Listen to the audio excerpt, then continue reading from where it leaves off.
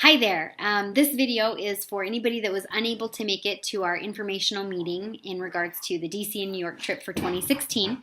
So if you are a parent who has been on this trip with another child of yours and you're mostly looking for what's different, if you go to kind of the end of this video, that's where we go into a little bit more of the specifics of what's changed or what's different compared to some of our past trips. If you're ready to watch this all the way through, then I'm going to try to take you through kind of slide at a time or section at a time. EF Smithsonian is the travel company that we're going with, and they have provided us with a PowerPoint to help kind of guide the process of talking about the informational piece of this.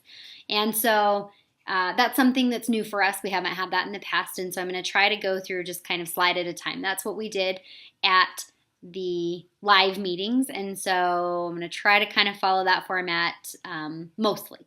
So here goes, first section.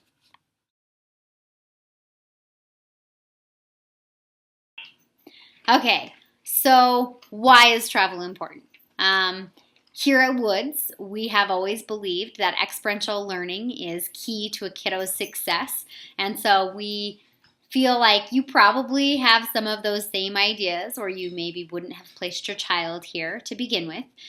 It's part of the reason that we do things like projects, because they're more real life and they're deeper in knowledge gained, and adding the trip to those experiences, whether it be a Fort Laramie trip that ties to our Wyoming history, or the DC and New York trip, which ties to our U.S. history, we feel like it's crucial because it makes it tangible for the kids. It makes it real. It's something they can touch and see, and it makes it more lasting as far as impressions go. So for us, we're looking at this the same way that we would if the trip was still in the school year. So for us, that means that we'll still do the front loading and the learning activities leading up to this trip that have to do with either memorials, historical events, historical places, the things that tie to our trip, so that when they get there, they have those aha moments. And those are the best moments for us as teachers. And so we're excited to take this adventure yet again.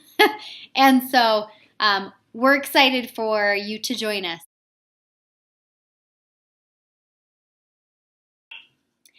EF is designed with student safety in mind. So one of the components to that would be their full-time tour director. Those of you who have been with us in the past, we've been promised one of our favorite tour directors, and that would be George. He is really phenomenal with the kids. He's very experienced and he's very flexible. So he's probably one of the deciding factors for Karen and I as far as why we have continued to go with EF so many times. So we're excited to have him. He's with us 24 hours a day from the beginning of the trip to the end. He's trained to handle emergencies if they may take place on tour. I would also say that Karen is no stranger to that either. She's handled medical situations even in foreign countries with students, so she's well prepared as well. And I'm going to apologize now because you may be able to hear my doggies barking at other doggies outside, so hopefully it's not too distracting. I apologize if it is. If you need me to repeat any of this, let me know. In addition to the tour director, each night that we're in a hotel, we have overnight security, and they stay in the hotel overnight in the hallways, and mostly they're there to make sure that nobody's going in or coming out. And we specifically point out the rooms that have just kiddos in them. So if there's a student that's traveling by themselves, and usually we have about 10, as history would show. And so we usually point out those couple rooms and make sure that the security guard really focuses on those rooms. The other rooms tend to have an adult and 2 adults and 2 kids in them. So those single baby rooms are always by Karen and I's room, so that we are in really close proximity. Something to keep in mind for the hotel portion is that we usually try to pair, say like a mother and daughter with another mother and daughter if they're wanting to do that. If they don't, it is an extra $180 for the parent to do a 2-room occupancy And so if you did that with your child, it would be another $180 for each ticket, or total cost for each one. Something else that they include are 24/7 emergency services, which is just support that's a phone call away mostly. They have travel ID badges that will have important phone numbers on them, all the emergency contact information. And so it'll have Karen's cell phone number, my cell phone number, George, our tour director's cell phone number, and any other numbers that we feel are pertinent. In addition, they have EF backpacks. We don't always make our kids wear them, but they are very identifiable because they're usually like a bright blue and orange, and they stand out for sure. So safety is definitely a key component that EF focuses on to put your minds at ease, whether you're with us or if your kiddo is coming without you. Please know that they're always in good hands, and we've never had any issues. And EF is really there to make sure that everything stays safe and smooth.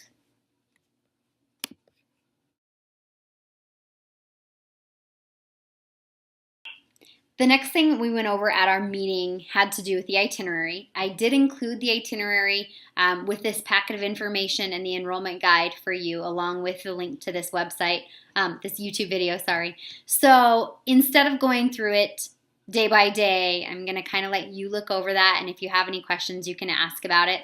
I will kind of hit some highlights. So something that we didn't have in the past, it was always a 5-day trip, but we didn't have a travel day booked on. So now we have kind of a day 0, which is just intended for travel. And part of that really is a benefit for us because we travel out of Casper. We have traveled out of Denver before, and it is a little bit less expensive, but it's also much more of a headache, especially when you're coming home from a 5-day really exhausting trip and you have to ride a bus all the way back, or you have to drive all the way back. So it's nice to be able to fly into home, and so that's been beneficial. There's a possibility that we would be able to tack on the Smithsonian museums on that first day, depending on when we get in and what kind of time frame we're in. So you'll notice that Smithsonians don't show up in the regular itinerary, but they may show up that first day, that day 0. If you are perusing your itinerary, some things to keep in mind as you're looking at the day's events would be that it is subject to change, not drastically, but there may be adjustments just depending on the situation.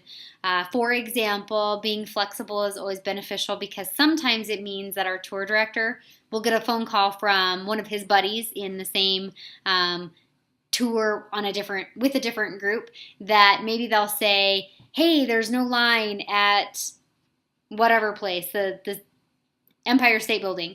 And so it may mean that we can adjust our schedule a little bit and try to get in when there's not a line, which usually means that we're able to add more as opposed to standing in lines and kind of wasting some of that time. So just keep in mind that it's kind of a rough skeleton. Usually there are no drastic changes. If anything, we're able to add some locations. Sometimes it means that we're able to divide and conquer, and some people will go to the Met and some will go to the Spy Museum. I mean, there have been situations like that, or some might want to go someplace else. So George has always been really wonderful in working with us and being flexible for some of that stuff. So I would imagine it would be the same this year. So keep in mind it's kind of flexible. I know that if you're concrete sequential, sometimes that can be difficult because you're going to want to follow the itinerary we have. And it was a little bit difficult for me the first year I was learning it because I didn't really know all the ins and outs of adjusting our schedule. So it was a learning curve for me as well, but it's more beneficial to us if we're able to be flexible.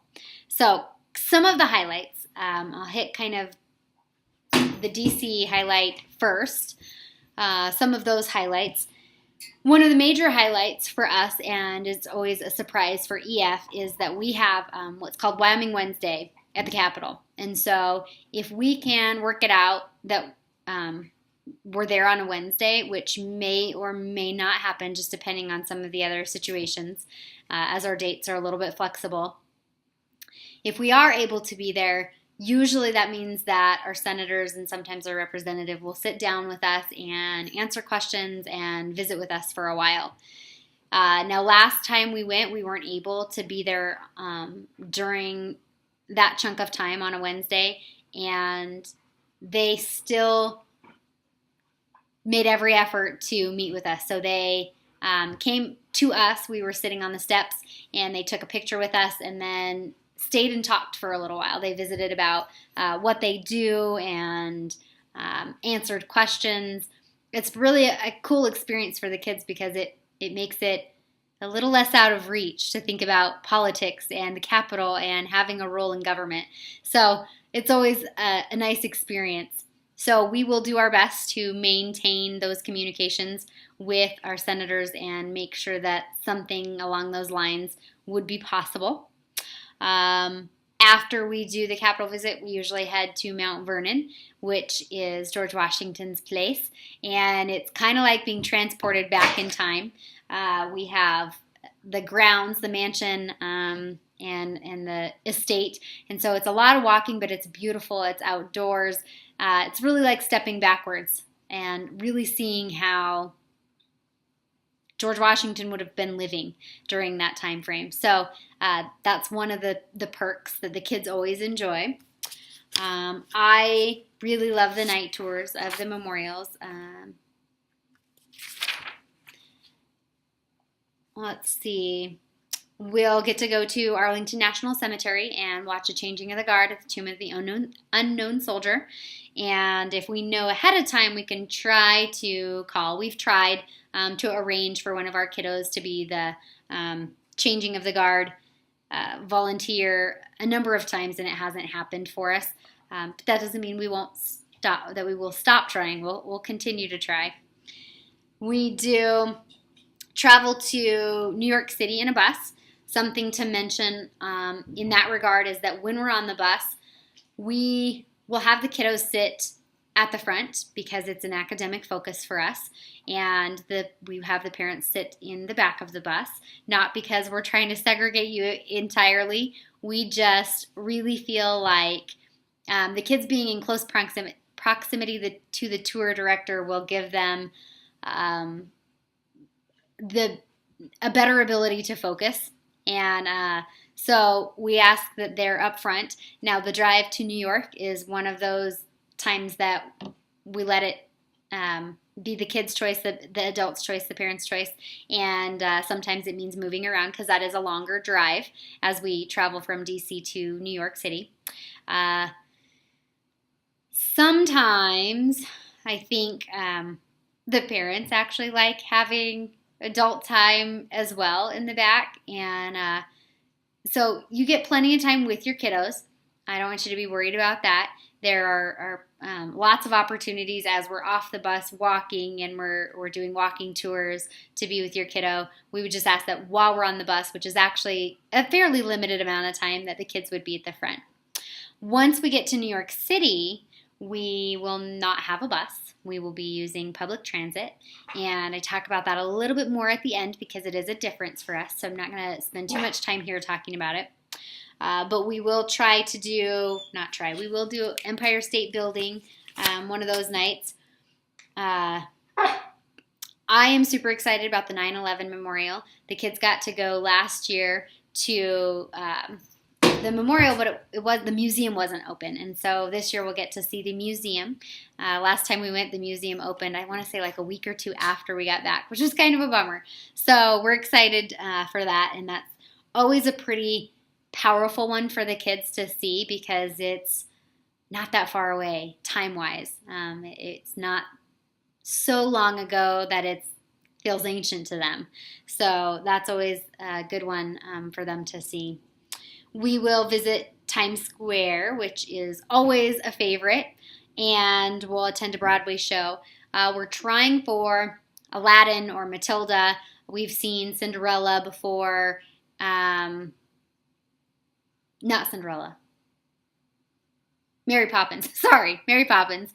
And we've seen Phantom of the Opera. We've seen Sister Act. I mean, there have been quite a few. Aladdin was a definite fan favorite. The kids really, really enjoyed it. They're at the edge of their seats, and I would imagine Matilda would be the same way. So if we're shooting for one of those two with our eye on Matilda because it's the newer one. So we'll see. As soon as we know, we'll let you know.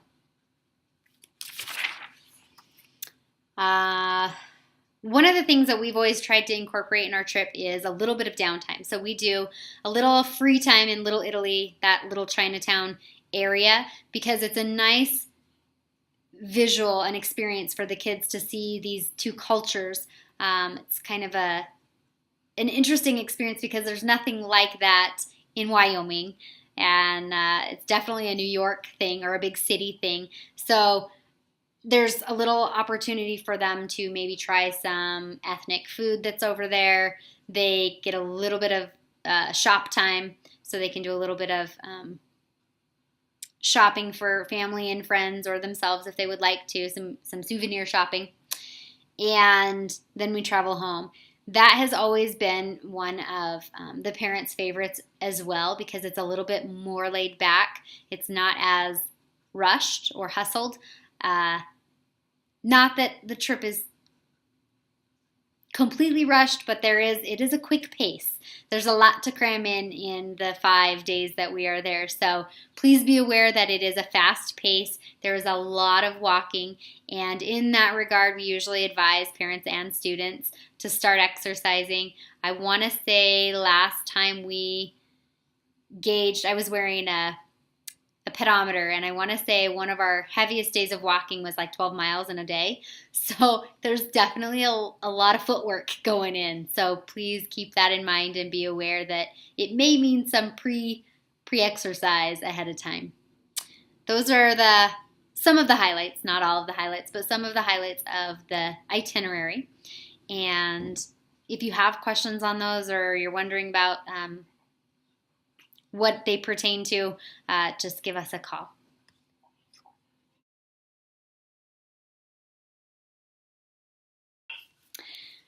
Okay, so the program fee includes a number of things, and many of those you can find in your packet of the enrollment guide or in the itinerary as well, but I will kind of quickly go through some of those.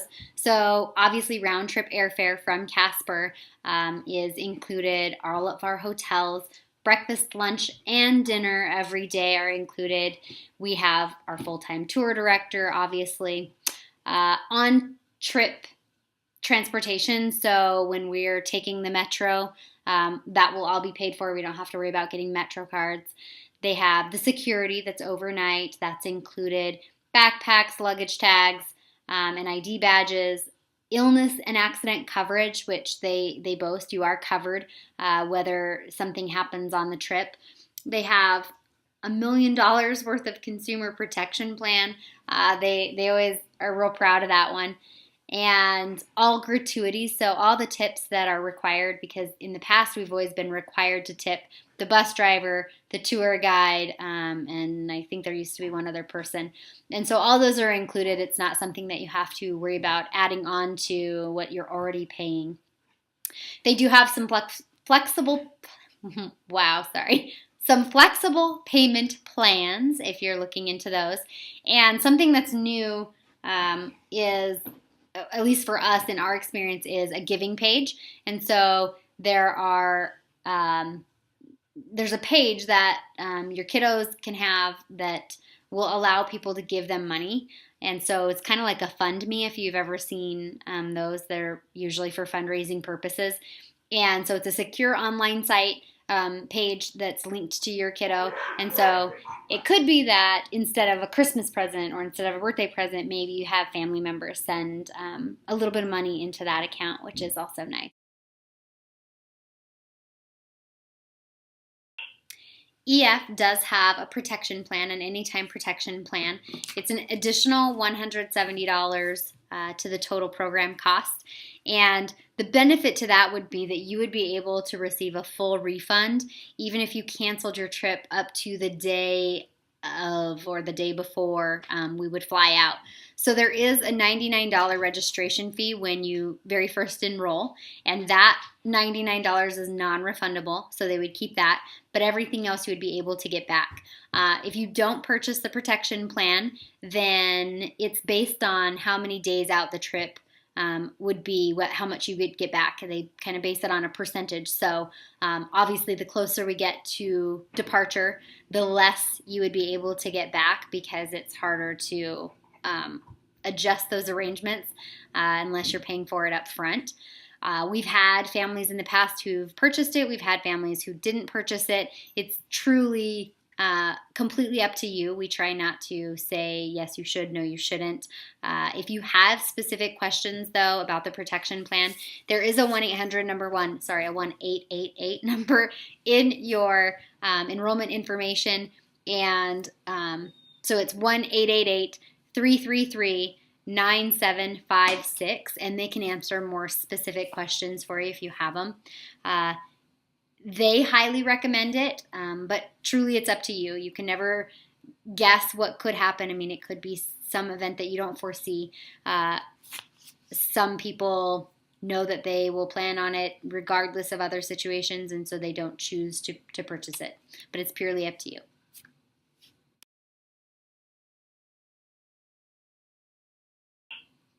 You're probably wondering about cost. So I know that it's on your itinerary, and the cost that you would be charged at enrollment would be based on that 30 to 34 participants, so the 2,234. Be aware that adults are an additional $100, so theirs would be 2,334. There are some kind of payment plans in place, and so there's some options that you can look at, and I'll kind of show you that page as well. The departure dates that you'll see listed are tentative. So they ask for a 5-day flex window with those dates. So it could be that we leave 5 days before or after. We set it up so that it was right after we got out of school. So there's kind of a limited amount of flexibility there. They did tell us that we would know 90 days out. That is sort of their cutoff for when they would give us exact dates for the trip.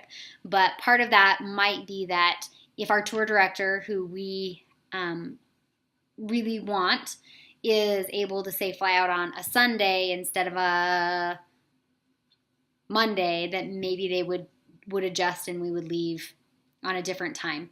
So that's something that could potentially change for us. If you look at your itinerary, there are different price brackets. So the 35 to 39 participants would be $2,173. And if we get 40 to 49 participants, which really is closer to that 45 because Karen and I and our tour director count in that total number, then it would be $2,129. We kind of opted to start with the higher price, knowing that if we had to come back to you later and say, hey, you owe us less money, that maybe it would be a more happy surprise than having to come back to you and say, we didn't get as many people signed up as we anticipated, and so now it's going to cost us more. In that conversation, I should also say that there's a 45 participant cap at the moment, which we could stretch a little bit, but not by much, because based off of bus occupancy limits. Trying to think of the word, sorry. So it's kind of a first come, first serve. It's primarily students and parents. We are asking that there be no siblings, and I kind of talk about that a little bit more later.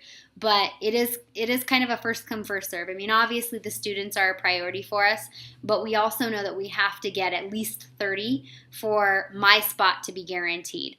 We have to get up to that 49, 45 participant booking to get Karen and I both on guaranteed. There are some other options as far as that goes, but in order for EF to keep some of our prices down, they've adjusted things so that they're taking money that they used to allot for multiple chaperones, that they're now, it's kind of locked into almost a 22 to 23 to 1 ratio for Karen and I to both have our ways. So we have to meet that 30 in order to get a bus by ourselves, which is pretty crucial. Karen's traveled with different groups before where they had to share a bus, and it was high school students with her kiddos, not at Woods. It was a different school. It's never happened to us since we've been at Woods, but it is something that we'd like to avoid. So in order to have our own bus, we have to have at least 30 participants. So this being the first time we've pushed it back into the summer, we weren't really sure what to anticipate and what to expect. So we're hoping for that higher number, the 45 area. EF has allowed us to offer an incentive to get you signed on and enrolled before May 15th. So they're offering a $50 discount for anybody that enrolls before May 15th. So if you are a student, that brings down the total cost to $2,184. As a parent, that would bring that cost down to $2,284. At the time of enrollment, you'd have to pay the $99 non-refundable portion to kind of lock in your status. And then you could add the protection plan if you wanted to choose a payment plan or option. So what's left to kind of cover, I'm not necessarily going to talk to you about through the slides because I think there are things that you can read through. They have to do with a manual payment plan versus an automatic payment plan, some of the options as far as those lines go.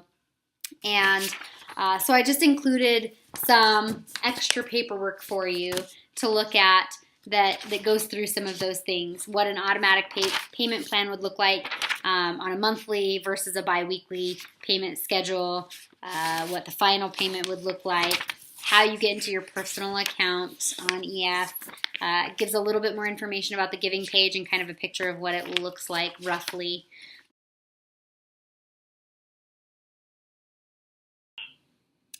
Okay, so main differences.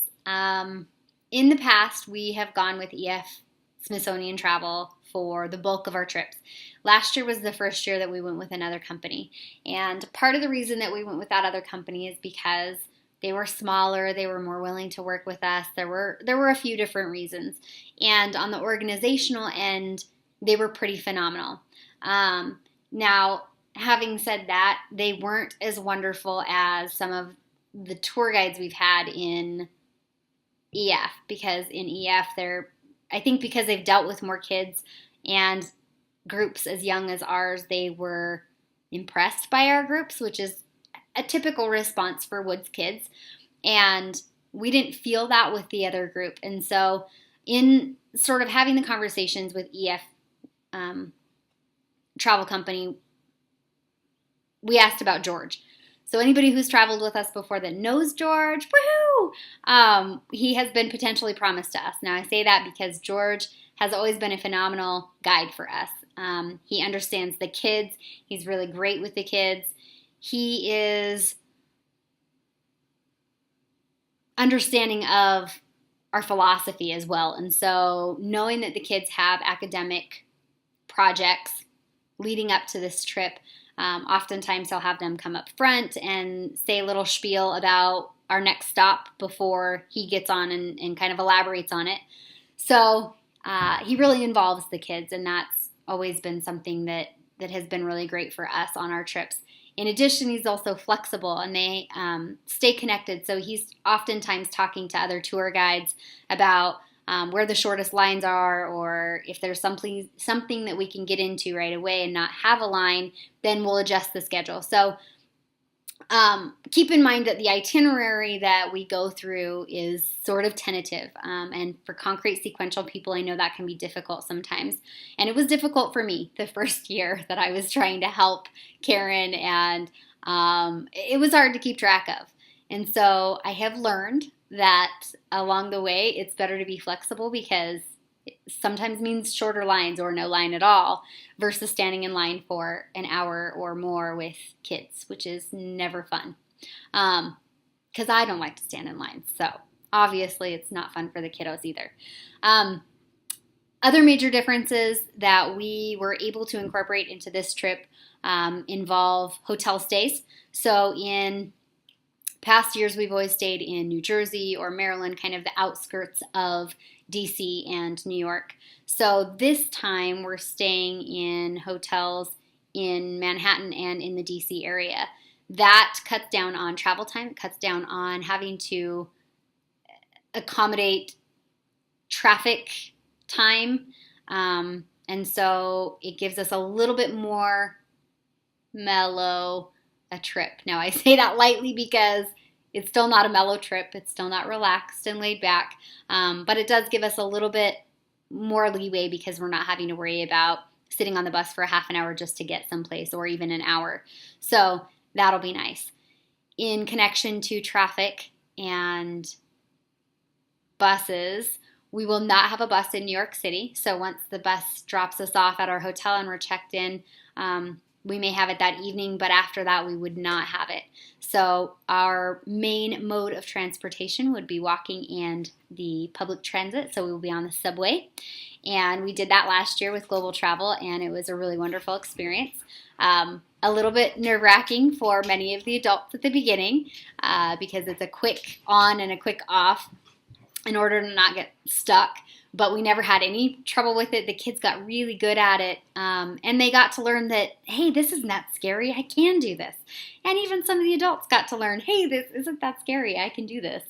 So we felt like it was really beneficial. The beauty of that is that George is always really good about saying what next bus or train you need to get on. If something happens and you're lost in the group, if you and your child miss the bus, the subway car, then he'll tell you which one to get on and where our stop is. We also always have our cell phones on, so it should never be too scary now that we're in the day of cell phones. So, and like I said, we never had any trouble with it in the past. And that is something that Karen has always been really good about, making sure that the kids have the experience with. So even before it was like a everyday thing in New York, she would always try really hard to make sure that at one point we did the subway ride. So many of you probably have already done it. Another difference is that in the past, lunch wasn't included, and so Karen and I were always handing out money before kids got off the bus at lunch times, or we were trying to preload credit cards for them so that they were having to keep track of what they had as far as lunch. And for convenience purposes, this is going to be nice for us because it's not really changing the price of the trip much. I think EF is working with us a lot to try to maintain the lower end of the price range. And so lunch will be included, which is also a benefit. As far as other differences from other trips, the next major one is going to be that this is in the summer. It's not during the school year. That being said, Karen and I are still viewing this very much as an academic trip. For us, this is not just a vacation. We're expecting the kids to be there, to be held accountable to their learning. And so for that reason, we ask that the kids sit in the front, just like we have in past years. So even though it's in the summer, we'll treat it like it's a school year. So kids in the front, adults in the back. It just helps them pay attention, helps them focus on our tour guide when he's talking. And so that's something we hope to maintain. Because it's an academic trip, we will do in-class work. So we'll still be doing projects that lead up to the trip, that front load information for the trip. It may be done a little bit differently than it was last year, but that is still our focus, that the academic side in the classroom still ties to the trip. Because it's seen as an academic school year event for us, the expectation for kids and adults would be that you would follow the same rules as if you were on school grounds. So kids still have dress code, even though it's going to be hot and humid. We know it's tempting to push the limits on some of those things, but we would ask that the kids and the adults continue to follow kind of those dress codes and those norms. And because it's a school trip, we would also ask that there be, appropriate attire, no inappropriate logos on shirts, and no drinking. I know that's kind of a bummer, but I am trying to be as transparent as we can be, so not even a beer with dinner. And I know that for many of you, that might seem ridiculous. It kind of seems ridiculous to me to have to say those things, but it's not because of any of you. We're not worried about what any of our parents here would do, but if we don't say it and we open the door for it, then in some crazy situation, things could go terribly wrong and somebody could be out of control, and then it would be a situation where, we might hear, well, you didn't tell them they couldn't do that. Karen's actually had an administrator say that to her in a different building, obviously in a different building, at a point where she was dealing with an intoxicated parent. So we say that only to kind of maintain that, our boundary line is there. So we apologize, but it's just something that will help maintain the academic setting of this trip. Thank you so much for taking the time to watch that video and looking through the paperwork. If you come up with any questions or concerns, anything that you're wondering about, please don't hesitate to give us a call, text us, email us, stop in the room. We'd be more than happy to answer any questions for you.